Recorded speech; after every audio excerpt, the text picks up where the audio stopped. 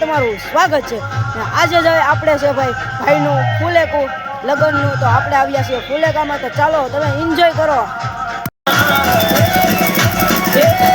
दोस्ती हमारी सस्ती नहीं, बेटा बाप हमारे मस्ती नहीं, मस्ती नहीं।